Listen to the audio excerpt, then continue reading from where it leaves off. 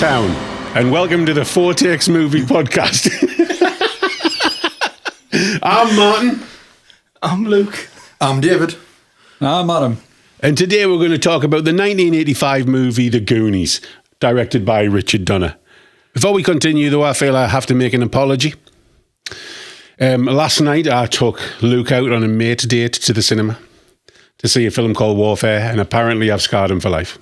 Absolutely undescribable. Warfare. Very good. War is hell. Yep. Mm-hmm. Warfare. Film out now. Get your therapists at the ready.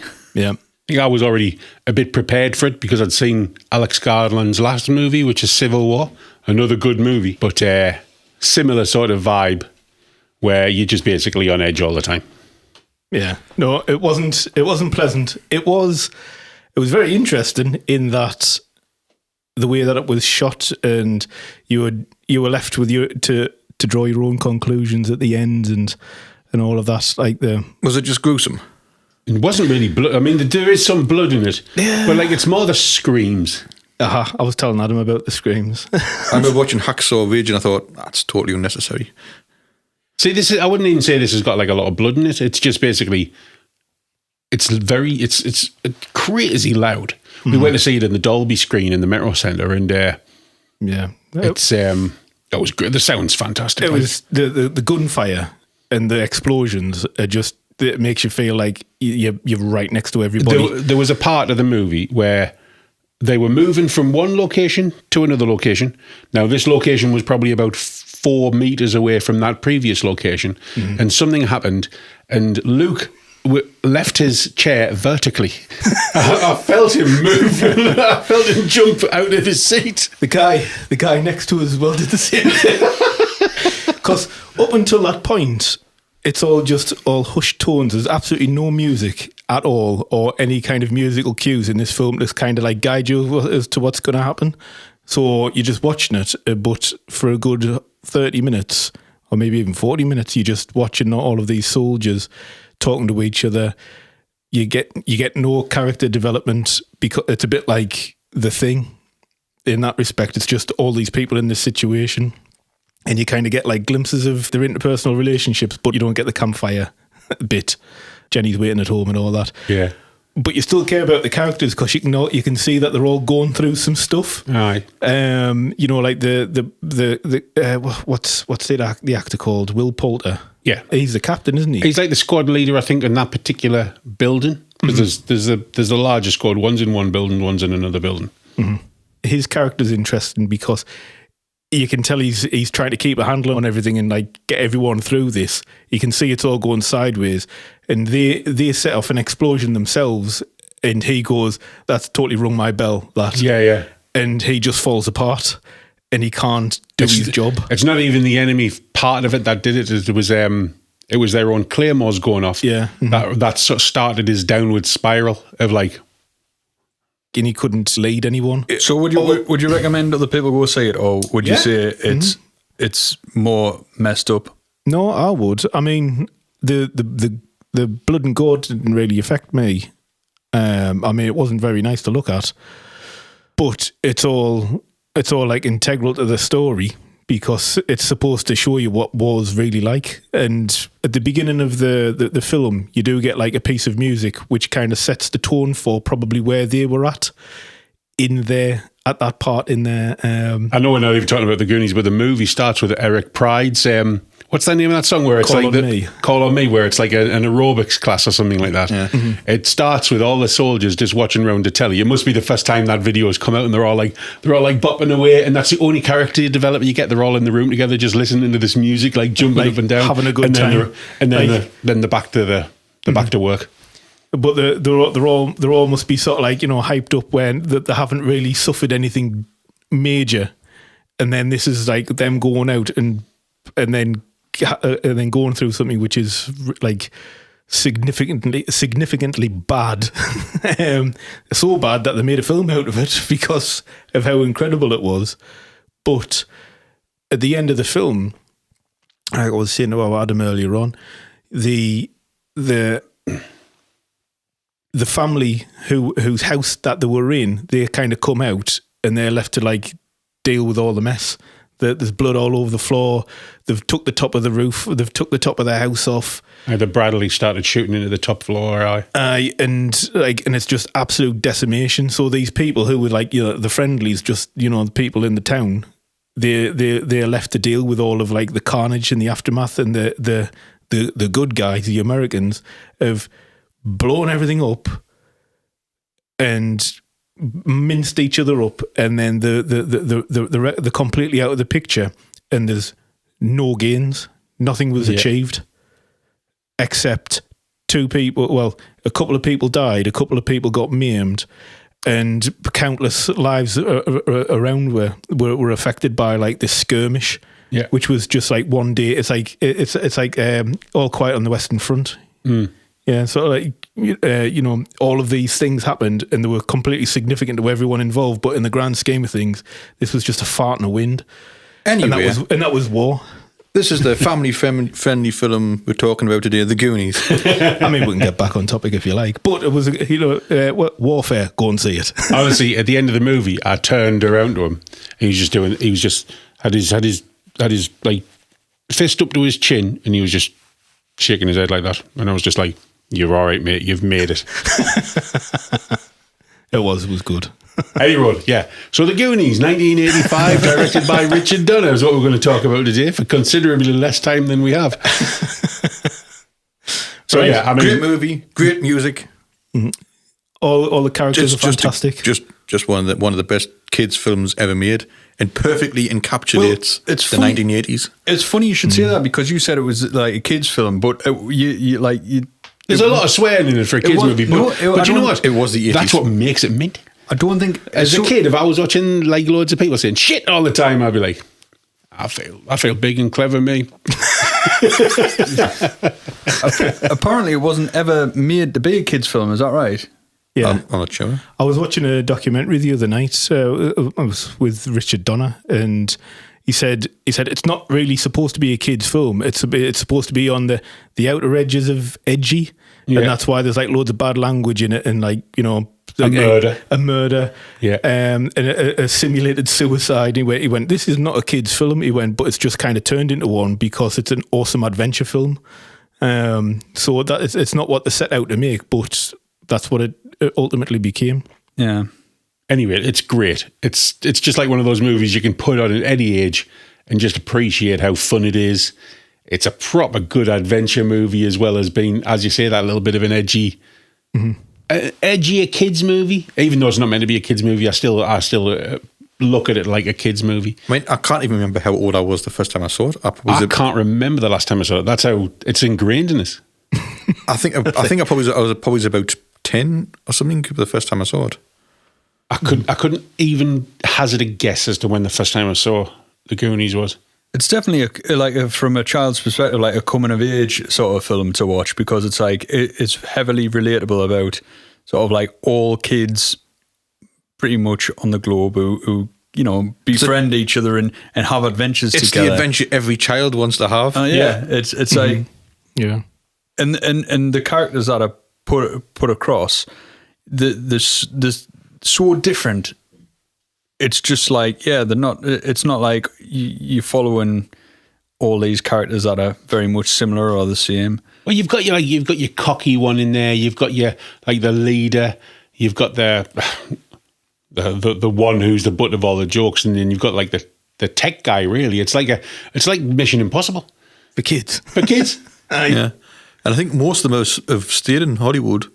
Yeah, I mean, obviously you've got like Sean Astin, who was obviously Samwise Gamgee, Lord of the Rings, Oscar winner.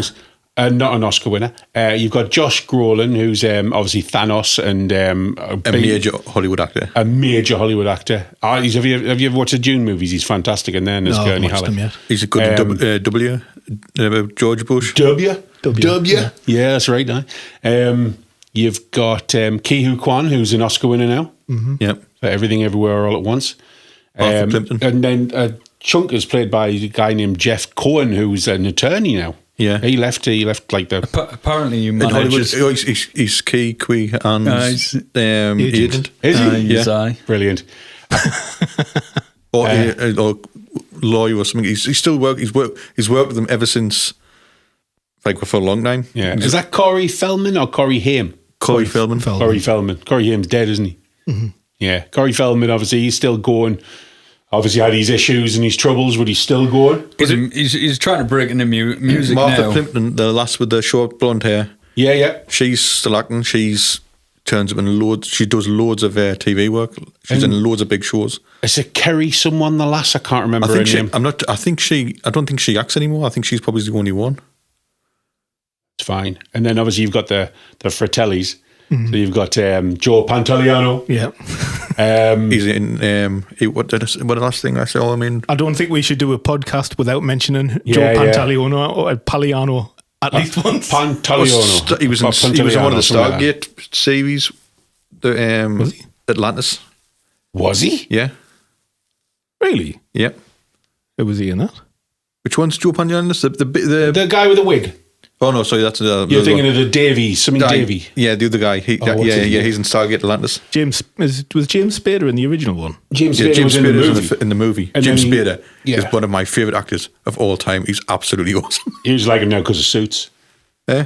You like him now because of Suits? No, he was Boston Legal. Boston Legal, that's what it is. Boston Legal's absolutely phenomenal. That's one thing. That's the one with William Shatner, isn't it? Yeah. You keep telling us to watch it, and I haven't watched it It yet. is the greatest TV show ever committed to TV. Any road. The brother is Robert Davey, who's played the other Fratelli brother, who was a Bond villain in... the one with the wig. He was in the That's Matrix. Joe Pantoliano. Yeah, he was in the Matrix. He's Cypher in the Matrix, yeah. And he's in loads of stuff as well. He's the captain in the Bad Boys movies as well. Yeah. Mm-hmm. Yeah. Mm-hmm. He's brilliant. With the basketball. Yeah. Aye. I'd have dunked it on your ass. So this documentary that I was watching the other night, and it was those two actors talking about each other. They weren't being interviewed together. Yeah. But they absolutely hated each other. Apparently they'd gone in to read for the part, and they just thought it was like one part. So Robert Davey was trying to like undermine Joe Pantoliano, and he was like going, "This guy wears a wig," and he's like pulling his wig off in the thing, like just trying to like completely like screw him over. Anyway, so so they didn't know it was like two parts. So, but they were, but because they were winding each other up, and they could see there was an actual hatred there between the two of them. Went, yeah, you're going to be perfect for these two brothers. and Joe Pantoliano he went for years. I absolutely hated that guy. He goes, and when you see the hate in the film, he goes, "That's real." He tells me where hey, one of them throws a bottle off another one, and then another one throws a pizza off the other one, and you can tell it's just like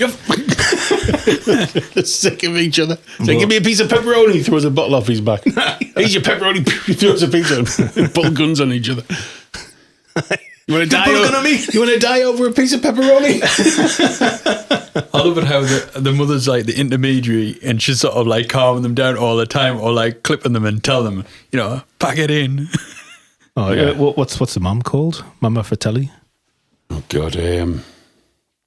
She was in Throw Your Mama from the Train, wasn't she? Yeah, she was. Didn't she? She died shortly after this film, didn't she? I think so. Martha Plimpton, her name was. No, hold on, that's wrong. That's the blonde lass, isn't it? Yeah, with the glasses. Anne Ramsey, that's her name. She died when she was 59, so she died in 1988, which is only 3 years after this movie. Yeah, I thought so. Yeah. Did you do Throw Your Mama from the Train after this? I think so. With Sylvester Stallone. So, Throw Your Mama from the Train, Sylvester Stallone? I think it was. No. That's. I think you're thinking of Stop or My Mum Will Shoot. Oh, maybe. Yeah. Yeah. Yeah. Or Throw Your Mama from the Train. Is that Danny DeVito? Yeah, it was Danny DeVito that one. Oh man, do you know what it is? He's throwing me all these ridiculous questions. Thank you. I am. It's Danny DeVito and in Throw Mama for the Train. It's Danny DeVito and Billy Crystal. Ah, right.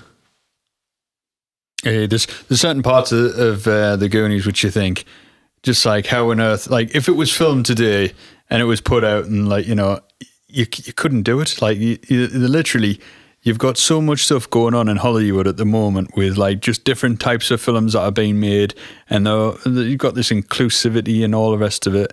And now if you try to reproduce a lot of the stuff and material that we watched as kids, cancelled here, isn't he? Am I going to have to edit this out, Adam? No. It's just a different Start time. talking about here's the pizza bit. Yeah. We were actually watching, just so you lot at home know, in Cape Town, that we've got the Goonies on in the background at the moment. The pizza bits just come on the screen. But, I mean, you look at that movie, you've just seen basically a dead body with a hole in the head drop on a bunch of kids. And Not a kid's film. Not a kid's film. Not a kid's film. But it wouldn't disturb kids, though, would it? But I mean, it's quite funny. I don't know, because like that's a pretty dead looking guy. his eyes are still open. I mean, it's quite comedic, really, isn't it? But the comedic accent, the comedic aspect of it, Chunk under the dead body screaming for his life. It's hilarious. But see how unaffected the kids look. Like they've just found a dead body, and now they're kind of just calmly talking about how they're going to escape this room through the fireplace. I always thought Stand By Me had a similar sort of vibe where At the end when they see that kid, we'll know like they're looking for him. the kids put in a sort of like a situation whereby they're having an adventure, but they're in like real danger all the time. Well, yeah. I mean, you've got who's in that? Keith Sutherland is after them, isn't he? Yeah. Mm-hmm. But when they find the body at the end, we're not even talking about the Goonies anymore. When they find the body at the end, it's pretty harrowing. Saying that that kid looks dead. You know? Yeah. Well, that's the whole disposition of the film. Though they're having like this fun adventure going down the railway tracks and all that crazy stuff, and they're all having happy time, and they keep forgetting why they're going. And then they get there in the wind, and then they just And then they find the body. and then hard. reality hits high.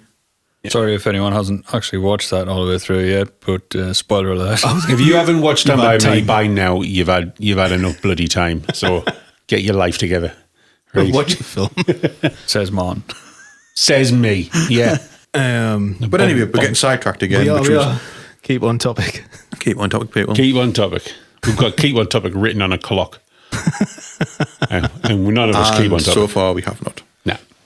We started off well. We've talked about at least 2 other movies other than the one we're supposed to be talking about. Well, that's the fun of the podcast. So Exactly, isn't it? yeah. Nobody knows where it's going to go. Yeah. Why do you think it's just, this is quite easy to drift off? Do you think it's because we know the film so well? No, it's just because let's be honest, lads, we've known each other all our lives. We're just comfortable talking shit with each other. Yeah. I think there's certain parts of like when you're watching the Goonies, because obviously before this I've watched quite a few other videos around like people talking about like the Goonies and stuff like that. And it's one of the really good films I love. But at the same time, like it's really interesting now to see what the fan theories are around it. Because I heard that there was a fan theory about the fact that the Fratellis possibly killed Chester Copperpot. No, because Chester Copperpot has died a long time before the Fratellis were around. But there's other fan theories as well. So the fan theory debunked. Well, there straight away, well, right? Whoever came up with that fan theory, you shit. The other one was that the housing, the fact that they were going to bulldoze the town. We're going to build a golf course. And they said the fan theory was it was it's against gentrification. It was all a ruse so they could look for the treasure because they all thought the treasure was there. Because everybody, you got to remember, this was a town that basically everyone talked about the treasure and they had treasure maps, and his father was like into it when he was a kid, and it's kind of like spurred on. But yeah, some fantastic sort of ways that you can. So what you're saying, Adam, is capitalism is bad. Well, yeah. Do you know, like see the lens flare on that. That's for me. That is 80s. That is, like it must have been the lenses at the time. Sorry to change the what we're talking about here, but that's just caught my eye. Like the cinematography and the lenses and the way that it looks, it's because this is a Steven Spielberg film production, isn't it? It's a Richard Donner. So Richard Donner directed it. Chris Columbus, I think, did the screenplay. Chris Columbus obviously directed things like Home Alone and the first 2 Harry Potters and a few other movies. A few. And Steven Spielberg, I think, came up with a story. But I don't know. He didn't produce it or anything. Like it was directed and produced by Richard Donner and another person, but I don't know. His name's on the poster, though. Well, yeah, because it's his story. He came up with the story of it. It's great when you hear about Richard Donner and like how like, because the kids in that apparently were constantly around Richard Donner all the time, and he said it was just like they were just messing about, playing about, being stupid. He says, and there was things that the kids would do that they would like bring into the scenes and things like that, because we're like, these kids are just nuts. They were kids being kids. We were kids being kids, and they said that was the best thing that they had. But Steven Spielberg, I don't think they got around Steven Spielberg quite as much, but it was all Richard Donner. It was like interesting thing, because we're right at the point in the film here where this little factoid is amazing. So this is the part where the banging all the pipes underneath the tennis courts. So Steven Spielberg was second unit director for Chris Columbus, and he went off and shot a particular sequence in the local zoo where, when they were messing around with the pipes, they inadvertently freed 2 gorillas, right? And this was going to be a little side part of the film at this point. So they took the gorilla costumes for Greystoke. Yeah, the Tarzan movie. Yeah. So they had the gorilla. They had 2 guys in these gorilla costumes, which were used in Greystoke, and ultimately that part of the film was going to end with the 2 gorillas getting into a golf cart and driving the golf cart through Main Street Astoria, and it got filmed. It all got filmed, but no one knows where that piece of the footage is. But Steven Spielberg shot that. No one knows where it's gone, and like the bit with the giant octopus, which was filmed, I've seen that, and it never got included. But like there was all these like mad things that happened that they went, you know what, maybe that's a bit of a stretch. Yeah. And that octopus looked crap. That's why I didn't go in the movie. Yeah, I've seen it. It was on one of the extras of the DVDs, but you think they would have cut out, the octopus was very scary. But on the beach, you'd think. I will say though that Greystoke movie, that that ape costumes are very good in that. Even though I think that film is not great. If you've ever seen it, I can't remember it. It's Christopher Lambert who was Highlander. Yes. Yeah, I think I have seen it. He plays Tarzan in that. Mm-hmm. I will have seen that. Yeah, I think I have seen that. I was going to say I haven't seen it, but yeah, I know which one you're on about. What's his name? Who? Tarzan. It's not, obviously his name's not Tarzan. He's Greystoke, but I can't remember his name. Davy Greystoke. Keep on topic. All right, keep on. I see the part with the blender scene. The blender scene. The part with Chunk and the blender is probably from a childhood memory. This is probably one of the most horrific scenes in the entire film that I sit back and sort of like go, because it's just like, you know, it's the imagination. It's just totally imagination. It's one of the greatest scenes in any movie ever. It's not just that. It's the fact that he starts to talk. He talks his way out of his hand being in the blender by telling them a more horrendous story about the time he threw up at the theatre. And the fact that how it got out of control. And it's so funny. It is just so funny. It's a fantastic piece of cinema. There's no bad characters in this film at all. Yeah. Every single character is brilliant. My favourite's Sloth. I like Sloth. Well, he's supposed to be the hero, really, isn't he? Baby Ruth.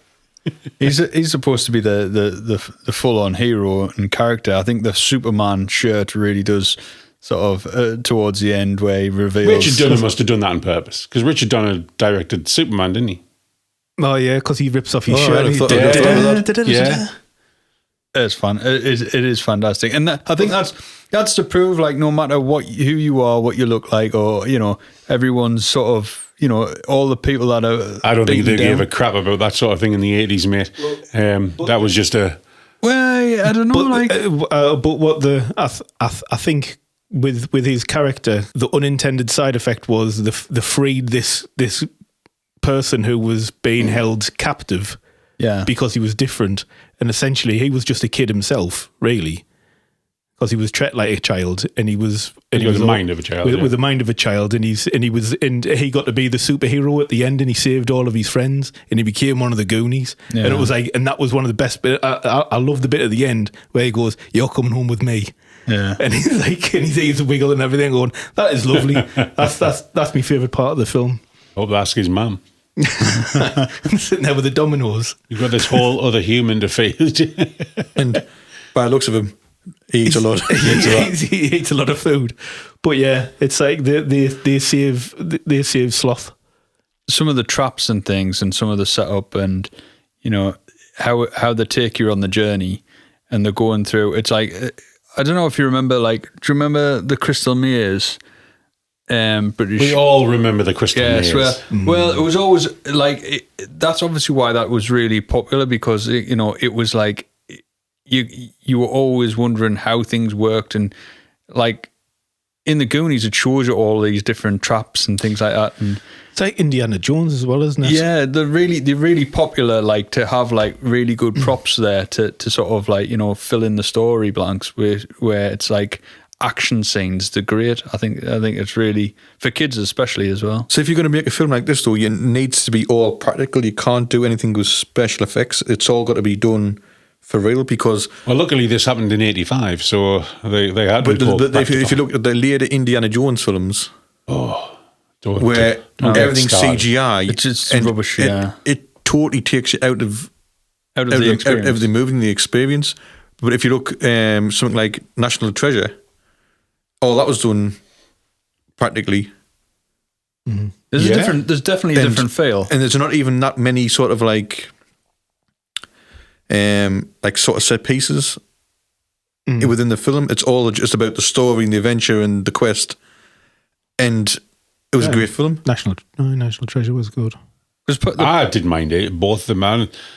I thought they were both fun movies. Yeah, it's like they're in the same vein, and it's fun action. It's fun adventure. But the thing is now they concentrate more on all the sort of CGI, and also if you look at loads of films being made now, the CGI in films, a lot of films now, not all films, but a lot of films now, is worse than it was 20 years ago. It boggles my mind. You're totally right. That I look at films today and I think to myself, they did that better 20 years ago. Look at what is it? Bloody Terminator 2. Yeah, was made in 1990. CGI in that is unreal compared to some crap that comes out today.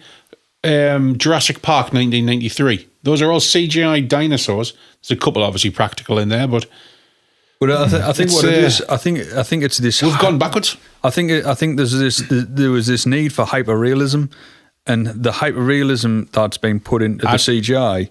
I think that's just watered down the content. But I don't know, because if you look at I think a really good example of recent CGI is the Dune movies. The recent Dune movies make things don't look CGI. There are points where it goes over like a city, and you think that looks like a model, but it's not. It's CGI, and because they're doing it so well, but then they've spent their time rendering that and making sure it's a finished product. Whereas so many movies, and especially franchise movies, are just on a clock to get out all the time, that they're not giving these SFX houses enough time to do their job properly. And because of that, you're getting shit. I tell you what, Black Panther. I enjoyed Black Panther. I think it's a good film. Fight at the end. But that fight at the end is garbage. The CGI in that is dog shit. You hear us? Dog shit. And it totally took me out of that. And that's a shame. Because that bad guy, Killmonger, was fantastic. Do you not think it's where the studios go in and they put so much money down, and then what happens is the effects teams go, "Oh, I'm sorry, we've burned through so many hours to deliver this, and now we can't spend the time." It's the studio. It's not the effects houses. It's just the studios putting a deadline on it and then making loads of little micro changes towards what they want their final vision to be, and not giving these houses enough time. These these companies, because you look at any Marvel movie or anything like that, and you watch the trailers, the amount of FX companies that they've got going. So this FX company's doing a 2-minute scene there. This FX company's doing a 30-second scene there, because no one's doing it all in a one. It's like giving a load of different builders. It's all outsourced companies all over Europe. Yeah. Well, and they're just not giving them the time. I'm not saying they're not talented FX companies. They're on such a tight schedule, and you can tell that whatever the original plan is for that last fight, what came out wasn't the original plan, because I bet some company were halfway through a job about how it was going to look, and then they changed their mind, and because of that, they didn't have time to finish it off properly. Well, so you got to remember, CGI was mainly brought in because of cheapness. And it was brought in because at the beginning it was like, okay, it's expensive to do, and when it was expensive to do, like you say, it was really good. And then when it became to a point of entry point of going, you can have CGI in this, it's cheaper. Because if you look at the price of a lot of things like pyrotechnics and stuff like that, you are literally burning cash. But with CGI, you can do it over and over and over again. But no, I get that, but I don't think good CGI has to be expensive. And I'm not talking about super cheap. Godzilla was like, what, $10 to $15 million, and that looked really good. There's a creator who puts their videos on YouTube, and they basically create CGI scenes, and the scale that they manage to get in their videos whomps most things you see in Hollywood nowadays, and they're just doing this shit out of an out-of-the-box piece of software. So any studio with like loads of money have got no excuse when it comes to bad CGI nowadays. I think what's caused all the problems is, back in the day, 20 years ago, only a big film could afford to do a big CGI set piece. And it was rare, and they'd hand it off to maybe one or two studios to do. And that would be their work for possibly 2 years. Now, because there's so much CGI work out there, for every film's got to have CGI. And now you've got all the Netflix shows and Paramount shows, and all of them have got CGI. And there's only so many studios, and they've all got loads of work to do. So they're not spending the time on them, and they're just chucking it out the door to get the next job. Yeah, it is just rapid because it's not a heavy invested big long one program. Like, you've got this work for 3 years, you've got a dedicated team. These teams now are shared, and it's a structure of what they're doing. So one day they'll be doing I'm doing stuff for Disney's Pixar Cars and doing animations for that, and then the next day it'll be like, right, okay, we're going to be doing explosion scenes on another film, or we're going to be doing alien stuff. So it changes dramatically. So the quality of work, the time invested in seeing the full picture, I don't think is there as what it could be. But this is why I really like the Goonies, because when you watch all of the Goonies, it does really take us back to the time of when CGI wasn't a really big thing at the time, and all of the stuff that we saw everything was prop related. So I think at the time this came out, it might have been like Flight of the Navigator, and that was one of the first uses of CGI. Because can you remember? That will have been it. There was a Lost in Space film made in the either late 90s or early 2000s. Yeah, with Matt LeBlanc and that film at the time had the largest CGI particle explosion ever made in any film ever at the time. And it took about 6 months to render.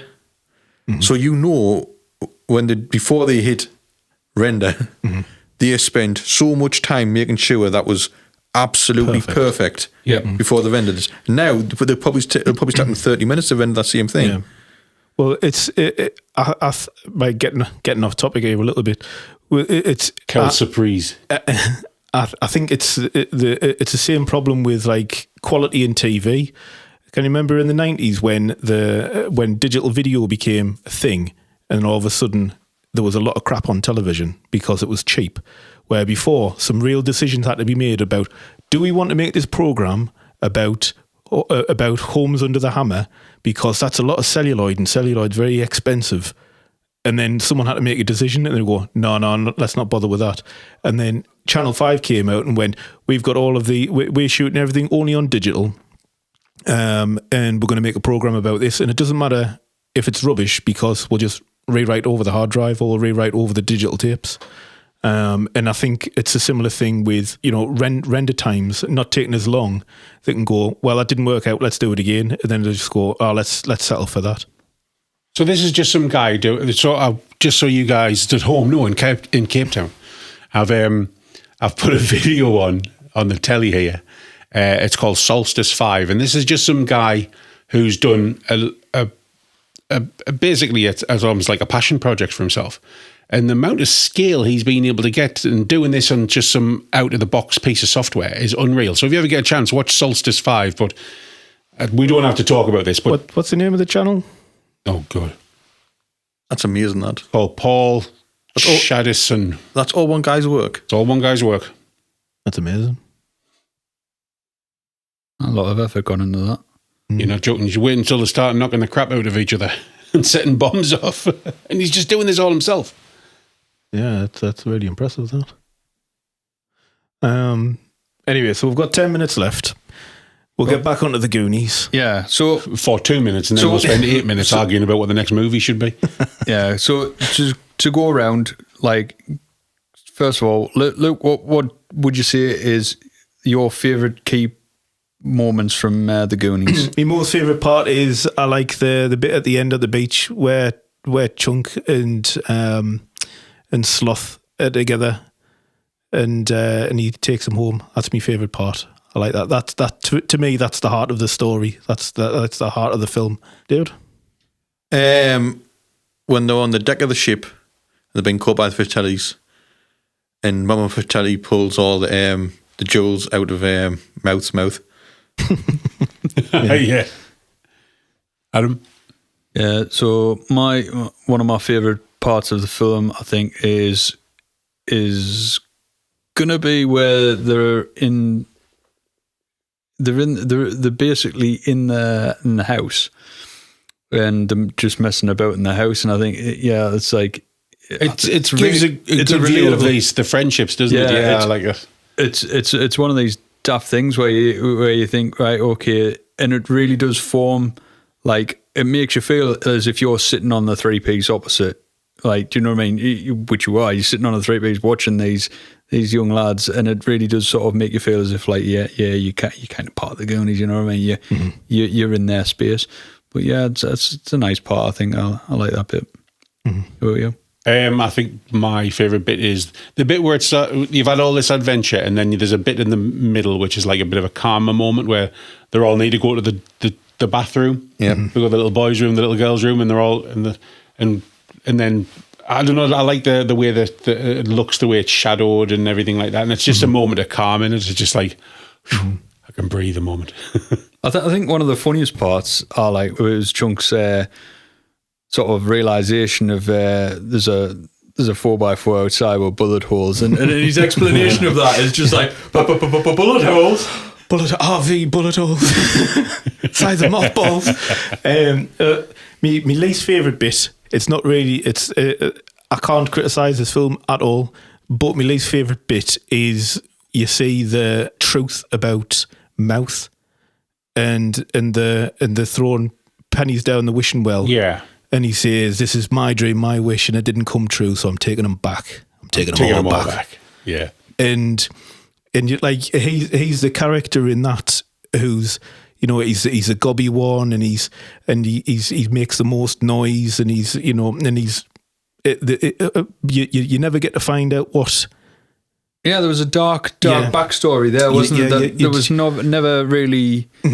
But you don't know what his home circumstances. I think you do see his dad at the beginning, but you don't see his mum. Yeah. So you don't know what's going on there. And obviously what his dream and wish was massively affected him.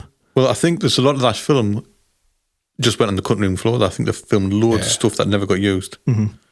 And I think well, it adds to it because you never know what his little heartbreak was, but that's made his character, and that was his moment in the film where he got to show his range.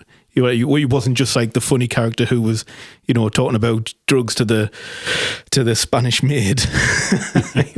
This is where to put the heroin, and the cocaine goes in the second row down. But obviously his backstory was a little bit more. There was a little bit more to it. But you just left to your imagination. They're supposed to be making a sequel about the Goonies. Mm-hmm. There was something not so long ago where they all were getting it's been confirmed. It's the story's getting its treatment from Chris Columbus now.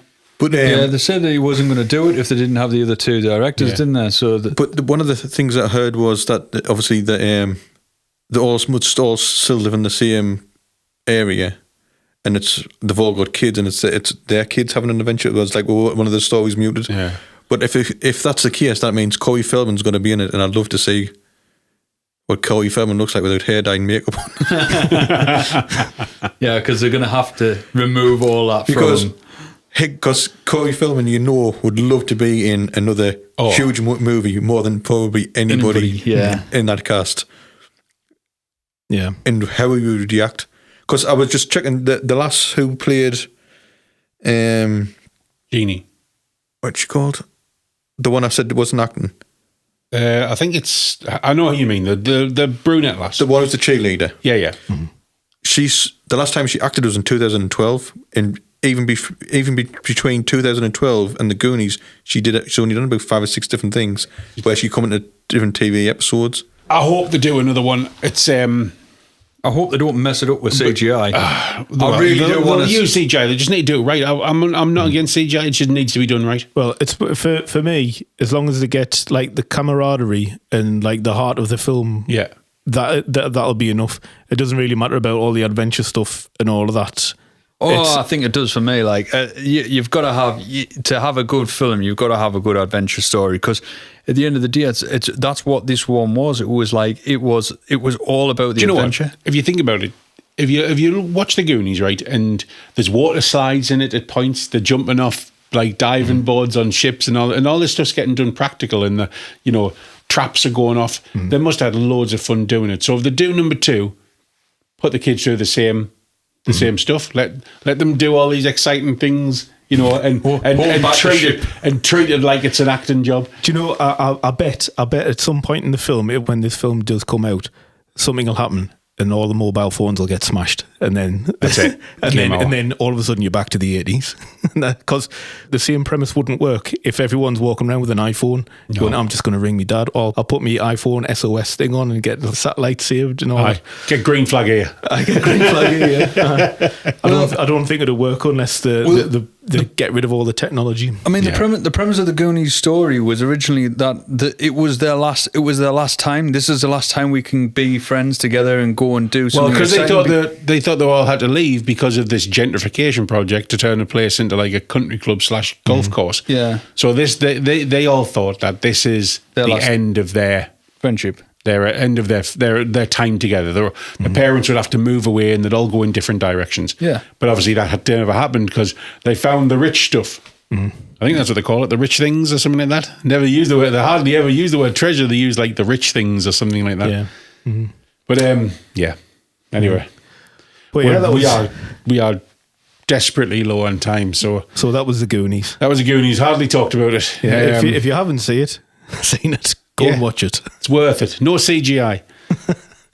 Fantastic piece of cinematography throughout. Just to watch all of the work that was put into it, I think it gets a round of applause from me every time I watch it. Oh, it's class. It's if you want to watch a 12-year-old's hand be shoved into a blender, this is the film for you. Exactly. Right. Next time, we've done sort of like adventure with the Goonies. We've done a bit of a horror with the thing, and that's sci-fi as well. And then we've done a like sci-fi / dystopian future with the Matrix. Where are we going next? Any suggestions? Something about Mary. Something about Mary. It's either going to be comedy or romance. It's got to be one of those in the genre. We should do a chick flick. We should do The Notebook. Let's not. I'll do a chick flick, but not The Notebook. No, it's a bit much, isn't it? Was that Keanu Reeves in The Notebook? Oh, how about? No. I'll tell you what would be a good film to do. Peter Sellers, what's it called? Oh, Dr. Strangelove. Oh, we were talking about that yesterday. Yeah, because it's been made into a musical, isn't it? Or a stage show. It might be a play, actually. Steve Coogan. There's lots to talk about in Dr. Strangelove. Yeah. Let's do it. Dr. Strangelove. Dr. Strangelove, How I Learned to Stop Worrying and Love the Bomb. Love the Bomb, yeah. That's what it's called, yeah. Cool, right. All right, well, that's the 4 Ticks podcast. I've been Luke. I've been Martin. I am Adam. And I'm most definitely David. Bye. Bye. Bye.